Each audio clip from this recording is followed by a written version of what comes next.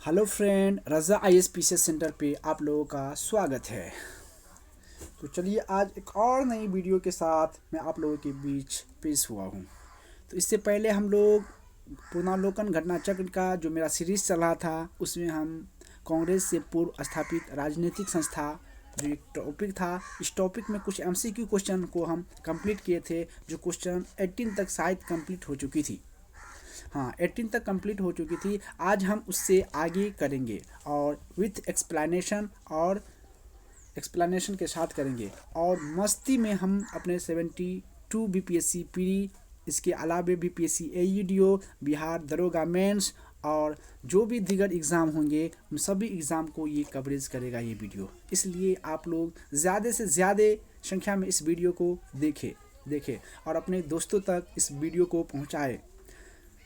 चलिए आज हम क्वेश्चंस स्टार्ट करते हैं। क्वेश्चन नंबर 18 यानी कि 18 से शुरू करते हैं। पहला क्वेश्चन है, क्वेश्चन नंबर 18 है, स्टेटमेंट से रिलेटिव क्वेश्चंस है। चलिए कंप्लीट करते हैं। क्या कह रहा है? नीचे दो कथन दिए गए हैं। क्या कहता है? नीचे दो कथन दिए गए हैं। नीचे दो कथन दिए गए हैं। एक को अभिकथन ए और दूसरे को कारण आर कहा गया है। चलिए अभिकथन ए क्या कहता है? भारतीय प्रश्नों पर विवेचना के लिए दादा भाई नौरोजी ने 1866 ईस्वी में लंदन में ईस्ट इंडिया एसोसिएशन का गठन किया था। क्या स्टेटमेंट सही है? फिर आर रीजंस पढ़ते इसका। कारण, वह ब्रिटिश जनमानस को प्रभावित करना चाहते थे। नीचे दिए गए कूट से सही उत्तर का चयन कीजिए। इसका आंसर क्या हो जाएगा? इसका आंसर सी, यानी कि ए और आर दोनों सही है और ए सही व्याख्या भी करता है आर का, यानी कि स्टेटमेंट में मेरा सही है और रीज़न कारण भी क्वेश्चंस का सही है। यानी कि ठीक बात है कि भारतीय प्रश्नों पर विचार के लिए दादा भाई नौरोजी ने 1866 में लंदन में जाकर ईस्ट इंडिया एसोसिएशन का गठन किया था। ये बात बिल्कुल सही है कि 1866 में लंदन जाकर के दादा भाई नौरोजी ने ईस्ट इंडिया एसोसिएशन का स्थापना किया था। और कारण भी सही है कि वह ब्रिटिश जनमानस को प्रभावित करना चाहते थे, यानी कि ब्रिटिश का जो भी जनमानस था उन सभी को उस पर इफेक्ट करना चाहते थे, इम्पैक्ट करना चाहते थे, ताकि अपने भारत के लोगों को ज़्यादा से ज़्यादा मात्रा में क्या मिले? लाभ मिल सके। इसका एक्सप्लेनेशन भी पढ़ लेते। क्या लिखा है? दादा भाई नौरोजी को grand old man of India भी कहा जाता है। याद रखिएगा, दादा भाई नौरोजी को किस नाम से जाना जाता है? Grand old man of India भी कहा जाता है। दादा भाई नौरोजी ने 1866 ईस्वी में यानी कि लंदन में ईस्ट इंडिया एसोसिएशन का गठन किया था। यानी कि कोई भी पूछ दे, कभी भी पूछ दे एग्जाम में कि ईस्ट इंडिया एसोसिएशन की स्थापना किसने किया था? दादा भाई नौरोजी ने किया था। कहाँ पे? लंदन में किया था। कब किया था? 1866 ईस्वी में। इफेक्ट सब याद रखना है। अगला, इस संस्था के गठन के पीछे का उद्देश्य भारतीय विषयों पर चर्चा करना था। यानी कि इस संस्था के गठन के पीछे का उद्देश्य क्या था? कि भारतीय विषयों पर चर्चा करना था तथा भारत को लेकर ब्रिटिश जनता को जागरूक करना था। भारत को लेकर ब्रिटिश जनता को क्या करना था? जागरूक करना था। दादा भाई नौरोजी ने poverty and un British rule India नामक पुस्तक भी लिखी है। पूछेगा दादा भाई नौरोजी के पुस्तक का नाम क्या है? तो poverty and un British rule of in India पुस्तक किसने लिखा? तो दादा भाई नौरोजी ने लिखा था। अगला नेक्स्ट क्वेश्चन हम की तरफ हम चलते हैं। 19 है, निम्नलिखित संस्थानों पर विचार कीजिए। किस पे? संस्थाओं पर। निम्नलिखित संस्थाओं पर विचार करना है। नंबर 1, बंग भाषा प्रकाशिका सभा किसने? दूसरा, लैंड होल्डर सोसाइटी। तीसरा, बंगाल ब्रिटिश इंडिया सोसाइटी। चौथा, इंडियन लीग। यानी कि इन संस्थानों की स्थापना वर्ष के सही कालानुक्रम में दर्शाना है। यानी कि कौन संस्था या कौन ये सबसे पहले हुआ, उसके बाद कौन, उसके बाद हुआ, इसका मतलब कालानुक्रम। इस टाइप का क्वेश्चन काफ़ी डिफिकल्ट हो जाता है, तो इसको करना बहुत ही कठिन हो जाता है। फिर भी आप याद रखेंगे तभी जाकर के क्वेश्चन कंप्लीट हो पाएगा। तो इसका आंसर नंबर पहला कह रहा है ए ही हो जाएगा। 1 2 3 4 शेड्यूल क्रम में सबसे पहले बंग भाषा प्रकाशित का सभा हुआ था, उसके बाद लैंड होल्डर्स सोसाइटी का स्थापना हुआ था, उसके बाद बंगाल ब्रिटिश इंडिया सोसाइटी का स्थापना हुआ था, देन उसके बाद इंडियन लीग की स्थापना हुआ था। ये चारों क्रमबद्ध तरीके से बिल्कुल सही है। Option number A. देख लेते हैं हम इसका एस्टेब्लिश कब किसका हुआ था।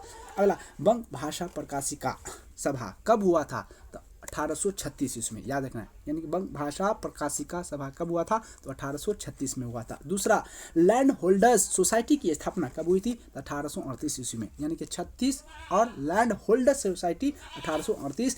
तीसरा, बंग ब्रिटिश इंडिया सोसाइटी की स्थापना 1843 में। उसके बाद इंडियन लीग सबको 1875 बंग ब्रिटिश इंडियन सोसाइटी 1843। चलिए हम लोग अब नेक्स्ट क्वेश्चन की तरफ चलते हैं।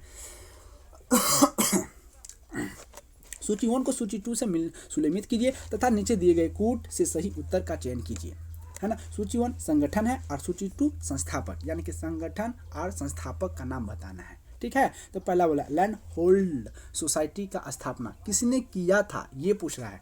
किसने किया था? तब इसका आंसर क्या होगा? एक का लैंड होल्ड सोसाइटी का स्थापना किसने किया था? द्वारकानाथ टैगोर ने किया था। तो पहला का क्या हो जाएगा? 4 हो जाएगा। पहला का क्या हो जाएगा? 4। पहला का 4 हो गया। लैंड होल्ड सोसाइटी का स्थापना 4। 2 का क्या हो जाएगा? ब्रिटिश इंडिया सोसाइटी का स्थापना विलियम एडम्स किया था। इंडियन सोसाइटी का स्थापना किसने किया था? तो आनंद मोहन बोस किया था। और इंडियन एसोसिएशन का स्थापना किसने किया था? तो एस एन बनर्जी। तो इसका आंसर नंबर ए हो जाएगा। 1 का 4, 2 का 3, सी का 2 और 4 का 1 हो जाएगा आंसर। चलिए इसका एक्सप्लेनेशन हम लोग देखते हैं क्या है। सूची 1 को सूची 2 से सूची में दिए गए संगठन का सूची 2 में दिए गए संस्थापक से सुलेमान इस प्रकार है। पहला सूची 1। अगला लैंड होल्डर सोसाइटी क्या था? लैंड होल्डर सोसाइटी का स्थापना द्वारकानाथ टैगोर। अभी इशू हम लोग देखे थे।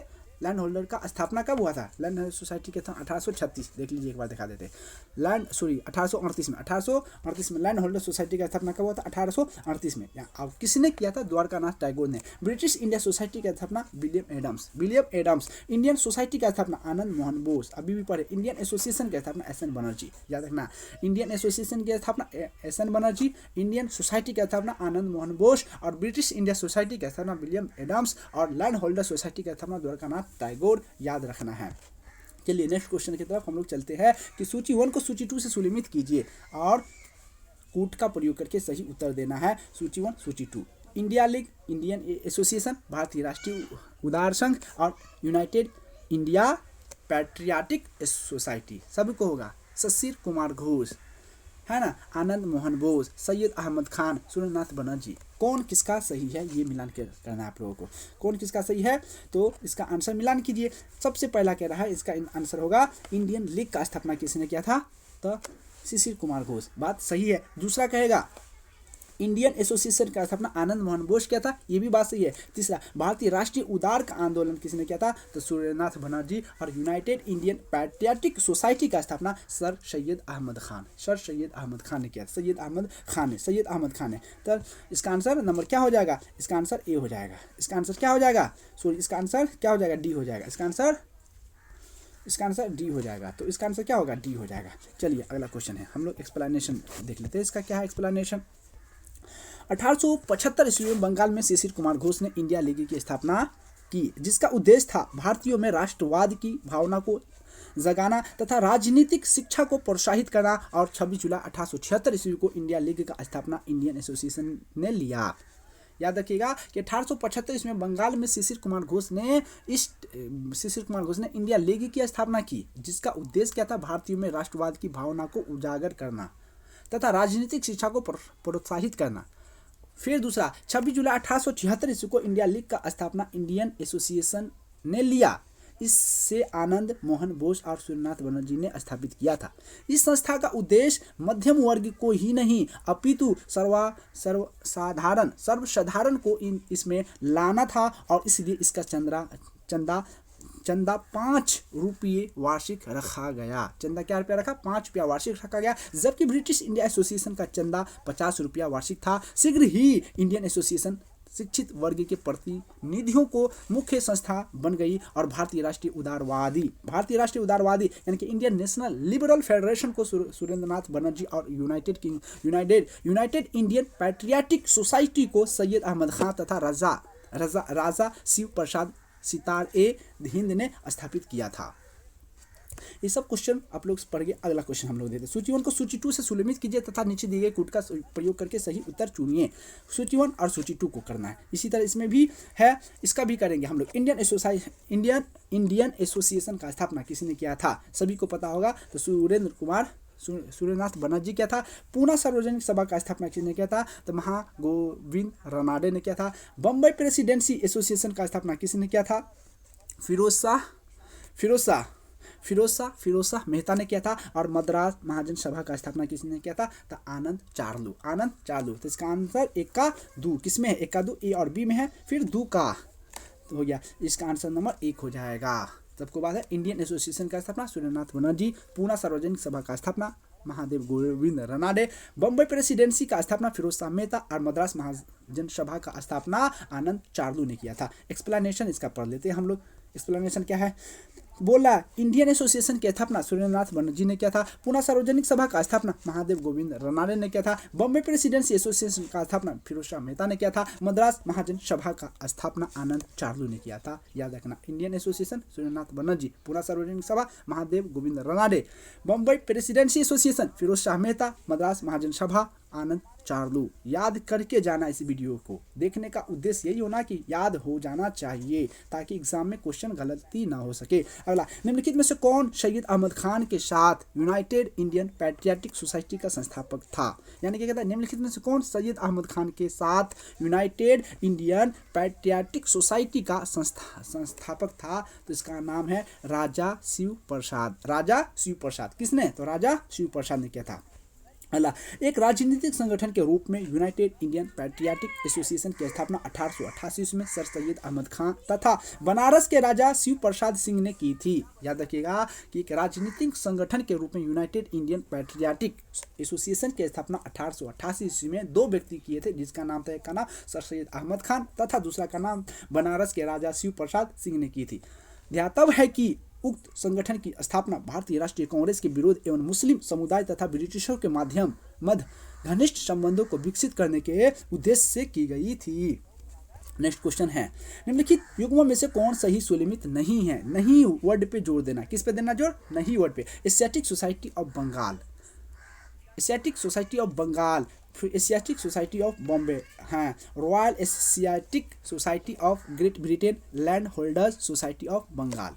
सबसे पहले हो गया। इसी तरह क्वेश्चन हो गया एशियाटिक सोसाइटी, अनुपयुक्त विकल्प सी एवं डी दोनों सही नहीं है। उल्लेखनीय है कि Royal Asiatic Society of Great Britain and Ireland की स्थापना 1827 ईस्वी में तथा Land holders society of Bengal की स्थापना 1838 ईस्वी में हुई थी। यानी कि इसका आंसर आयोग स्टार माना है, तो इसका आंसर 2 डी और सी और डी गलत है, बाद बाकी ए और बी सही है दोनों।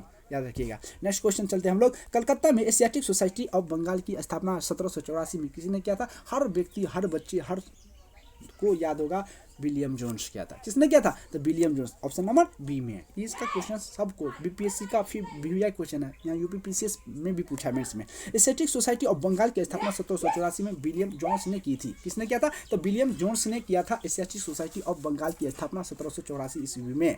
याद रखिएगा पॉइंट। अगला नंबर क्वेश्चन है, एशियाटिक सोसाइटी ऑफ बंगाल का संस्थापक कौन था? तो विलियम जोन्स था। सर विलियम जोन्स था। नेक्स्ट क्वेश्चन है, ब्रिटिश इंडिया एसोसिएशन के प्रथम अध्यक्ष कौन थे? तो उसका नाम है राधाकांत देव।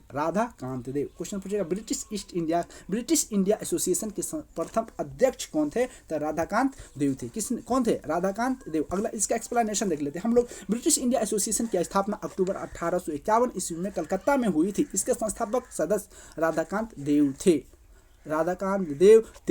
देवेंद्र नाथ टैगोर, हरिश्चंद्र मुखर्जी, राजेंद्र लाल मित्र आदि थे। इसके प्रथम अध्यक्ष राधाकांत देव थे। लेकिन इसके सदस्य की बात करें तो ये सब थे। कौन कौन थे?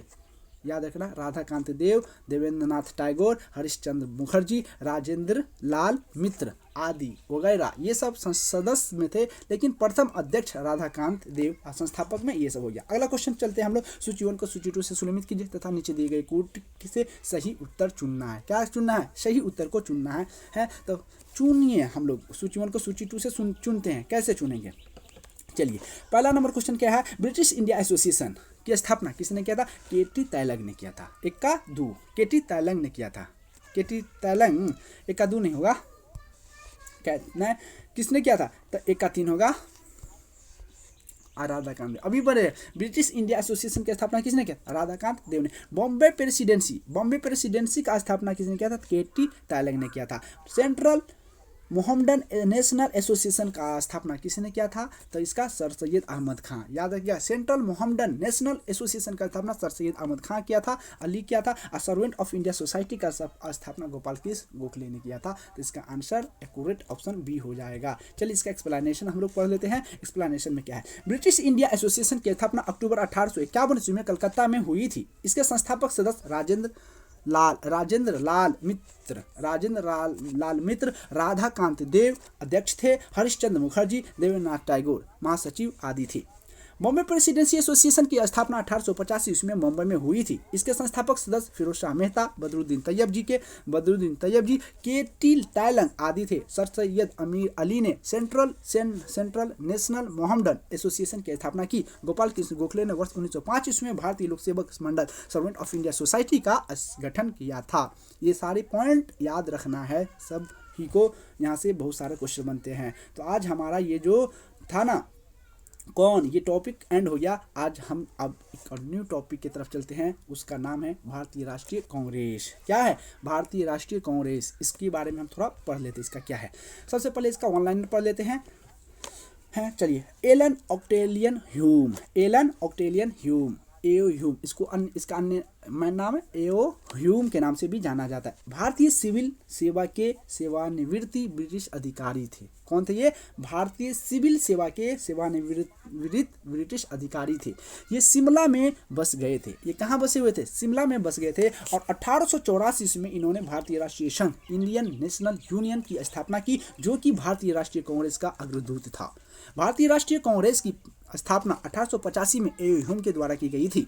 इसका पहला अधिवेशन 28 से 30 दिसंबर 1885 को मुंबई में स्थित गोकुलदास तेजपाल संस्कृत कॉलेज में आयोजित किया गया। इसी सम्मेलन में दादा भाई नौरोजी के सुझाव पर भारतीय राष्ट्रीय संघ का नाम बदलकर भारतीय राष्ट्रीय कांग्रेस कर दिया गया। इसमें कुल 72 प्रतिनिधियों ने भाग लिया। इसमें कुल कितने प्रतिनिधियों ने भाग लिया, 72 प्रतिनिधियों ने भाग लिया। भारतीय राष्ट्रीय कांग्रेस के पहले अधिवेशन की अध्यक्षता व्योमेश चंद्र बनर्जी ने की थी, जिसे WC बनर्जी के नाम से भी जाना जाता है। तथा इसके प्रथम महासचिव स्वयं एओ ह्यूम थे। इसके प्रथम महासचिव कौन थे, स्वयं एओ ह्यूम थे। और भारतीय राष्ट्रीय कांग्रेस की स्थापना 1885 के समय भारत का वायसराय लॉर्ड डफरिन था। याद रखिएगा, काफी बार ये क्वेश्चन पूछा जाता है कि भारतीय राष्ट्रीय कांग्रेस के स्थापना के दौरान, भारतीय राष्ट्रीय कांग्रेस स्थापना के समय भारत का वायसराय कौन था, तो उसका नाम था लॉर्ड डफरिन। लॉर्ड डफरिन का कार्यकाल पूछे तो 1884 से 1888 ईस्वी तक था। अगला, उसने कांग्रेस का यह कहकर मजाक उड़ाया था कि यह सूक्ष्मदर्शी अल्पसंख्यकों की संस्था है। किसने, लॉर्ड डफरिन ने मजाक उड़ाया था, क्या कह करके, यह सूक्ष्मदर्शी अल्पसंख्यकों की संस्था है। कांग्रेस का दूसरा अधिवेशन 1886 ईस्वी में कलकत्ता में हुआ था। इसकी अध्यक्षता दादा भाई नौरोजी ने की थी। तो याद कीजिएगा, पहला का अध्यक्ष व्योमेश चंद्र बनर्जी किया था, जो 1885 में मुंबई के गोकुलदास संस्कृत विद्यालय में किया था, कॉलेज में किया था। दूसरा कलकत्ता में किया था, जिसका अध्यक्षता दादा भाई नौरोजी ने किया था। फिर इसके अतिरिक्त दादा भाई नौरोजी ने 1893 ईस्वी में लाहौर अधिवेशन तथा वर्ष 1906 ईस्वी में कलकत्ता अधिवेशन की अध्यक्षता थी, कुल 3 बार की। 1886 वाला, 1885-86 वाला कोलकाता में किया था, 1893 में फिर कहाँ किया था, लाहौर वाला किया था, और 1906 में फिर कोलकाता में 3 बार अधिवेशन। याद रखिएगा दादा भाई नौरोजी का 86, 93 और 1906। भारतीय राष्ट्रीय कांग्रेस के सर्वप्रथम मुस्लिम अध्यक्ष का नाम आए तो बदरुद्दीन तैयब जी को याद रखिएगा सभी दोस्तों। किसको याद रखिएगा, बदरुद्दीन तैयब जी को याद रखना है। अगला क्वेश्चन है, बदरुद्दीन तैयब जी थे, ये भारतीय राष्ट्रीय कांग्रेस के 27 से 30 दिसंबर 1887 ईस्वी को मद्रास में संपन्न हुए तीसरे अधिवेशन के अध्यक्षता पद के लिए चुने गए। इस अधिवेशन में कुल 607 प्रतिनिधियों ने भाग लिया। इसी समय में पहली बार कांग्रेस के कार्य संचालन का भार प्रतिनिधित्व एक कमेटी के हाथों में सौंपा गया। कमेटी के हाथों में सौंपा गया। यह कमेटी आगे चलकर विषय निर्धारणी समिति कहलाया। क्या कहलाए? विषय निर्धारण समिति कहलाई। भारतीय राष्ट्रीय कांग्रेस का प्रथम निर्वाचित यूरोपीय अध्यक्ष जॉर्ज यूले था। याद रखिएगा कि भारतीय राष्ट्रीय कांग्रेस का प्रथम निर्वाचित यूरोपीय अध्यक्ष कौन था? तो जॉर्ज यूले था। इसने भारतीय राष्ट्रीय कांग्रेस के इलाहाबाद में संपन्न चतुर्थ अधिवेशन यानी कि 1888 की अध्यक्षता की थी। यानी कि जॉर्ज यूले इलाहाबाद में चौथा नंबर का कांग्रेस का अधिवेशन हुआ 1888 में, उसकी अध्यक्षता किया था। कांग्रेस के लिए के समर्थन प्राप्त करने के उद्देश्य से जुलाई 1889 ईस्वी में लंदन में विलियम वेडर वन की अध्यक्षता में British committee of Indian national Congress की स्थापना की गई तथा इस कमेटी के सचिव विलियम डिग्बी बनाए। किसको है? विलियम डिग्बी को बनाए गए। यह इंडियन नेशनल कांग्रेस की एक समिति थी। यह इंडियन नेशनल कांग्रेस की क्या थी? एक समिति थी। इस समिति ने भारतीय मामलों में अंग्रेजों को अवगत कराने के उद्देश्य से इंडिया नामक जर्नल निकाला। याद समझ में आ रही है ना सर बात? अगला पॉइंट है कि लाला लाजपत राय के बारे में कुछ पढ़ते हैं। लाला लाजपत राय ने जिन्होंने लोग प्राय शेर पंजाब के नाम से इसे जाना है। लाला लाजपत राय को शेर पंजाब के यानी कि पंजाब का सिंह के नाम से कहते थे। वर्ष 1920 ईस्वी में कलकत्ता के विशेष अधिवेशन किसको कहते हैं? जो टाइम होता है उससे पहले तत्काल कोई अधिवेशन कराया जाता है उसी को विशेष अधिवेशन कहा जाता है। ठीक है। वर्ष 1920 में कलकत्ता के विशेष अधिवेशन में भारतीय राष्ट्रीय कांग्रेस के अध्यक्ष बने। तो याद रखिएगा कोलकाता के 1920 में विशेष अधिवेशन के अध्यक्ष कौन बने? तो लाला लाजपत राय। इसको अन्य नाम से पंजाब केसरी, पंजाब सिंह, पंजाब किंग के नाम से भी जाना जाता है। अगला, इस अधिवेशन में असहयोग का प्रस्ताव स्वीकार किया गया। याद रखिएगा असहयोग आंदोलन या असहयोग के प्रस्ताव का स्वीकार किस आंदोलन में, किस अधिवेशन में किया गया? तो 1920 के कोलकाता के विशेष अधिवेशन में।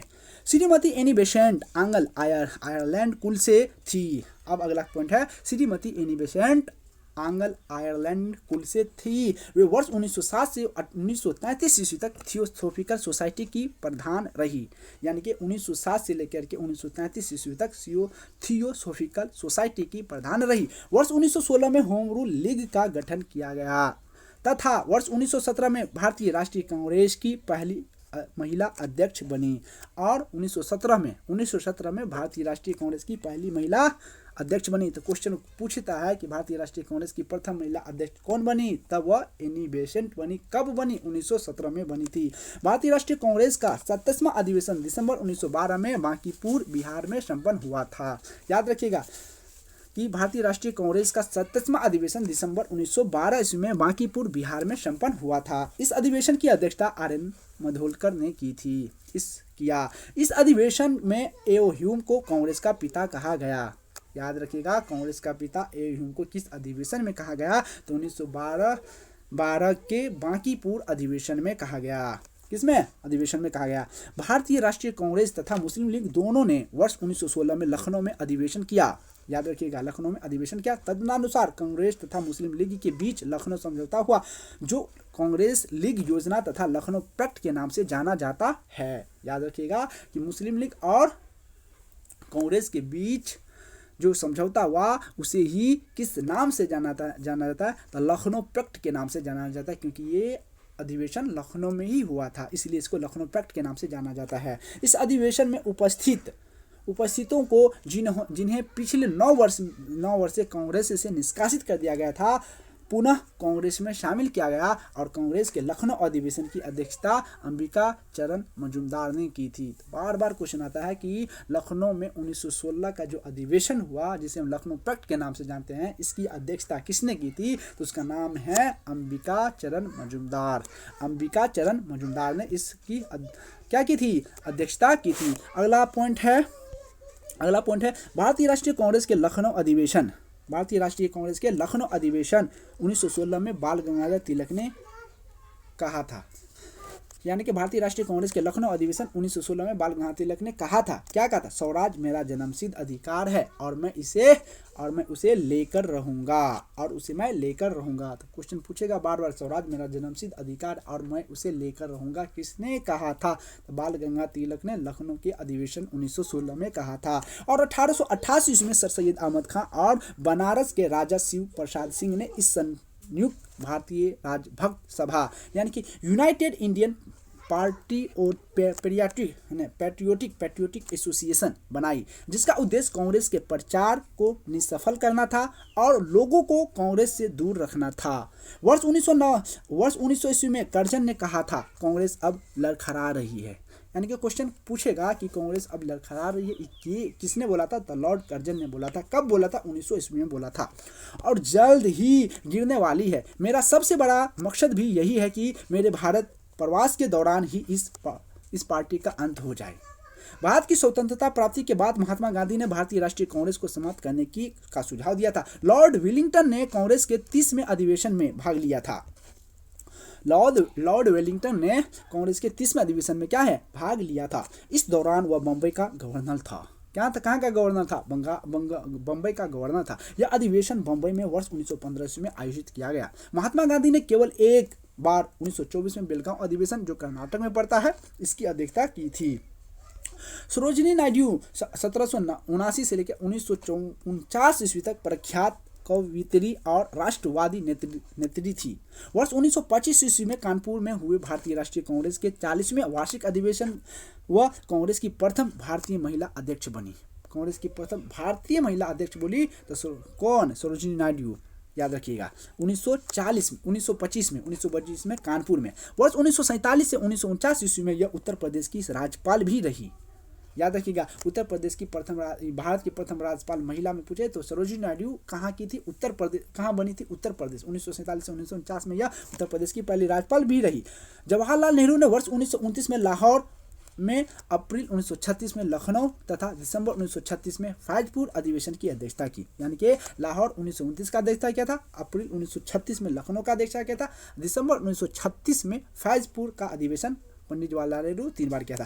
कांग्रेस का 51वां अधिवेशन 19 से 21 फरवरी 1938 ईस्वी के दौरान गुजरात के हरिपुरा में संपन्न हुआ था।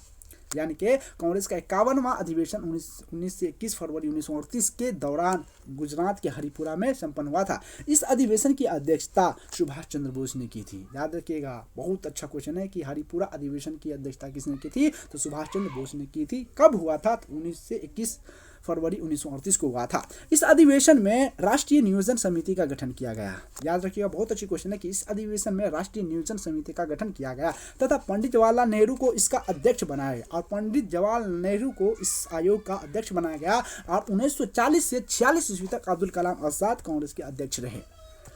कांग्रेस के अध्यक्ष 1940 से 46 तक। JB कृपलानी को कांग्रेस के 54वें अधिवेशन नवंबर 1946 ईस्वी मेरठ का अध्यक्ष चुना गया तथा वे आज़ादी के समय भी अध्यक्ष रहे। कांग्रेस के 55वें अधिवेशन दिसंबर 1948 ईस्वी जयपुर की अध्यक्षता डॉक्टर पट्टाभी सीतारामैया ने की थी। रविंद्रनाथ टैगोर द्वारा मूल रूप से बंगाल में रचित और संगीतबद्ध जनगण मन के हिंदी संस्करण को संविधान सभा ने भारत के राष्ट्रगान के रूप में 24 जनवरी 1950 ईस्वी को अपनाया था। यह सर्वप्रथम 27 दिसंबर 1911 ईस्वी को भारतीय राष्ट्रीय कांग्रेस के कलकत्ता अधिवेशन में गाया गया था। बाल गंगाधर तिलक ने अंतिम रूप से भारतीय राष्ट्रीय कांग्रेस के अमृतसर अधिवेशन 1919 में भाग लिया था। तो हमारा ये भारतीय राष्ट्रीय कांग्रेस का वन लाइनर यानी कि थ्योरी फैक्ट हम करवा दिए। अब हम लोग इसके अलावे किस में चलते हैं? इसका अब प्रश्न को यानी कि MCQ क्वेश्चंस क्लियर करते हैं। वीडियो अभी यहीं पे इसको एंड करते हैं। नेक्स्ट वीडियो में हम आप लोगों के लिए भारतीय राष्ट्रीय कांग्रेस से MCQ क्वेश्चन कराएंगे, क्योंकि छोटा वीडियो रहेगा तो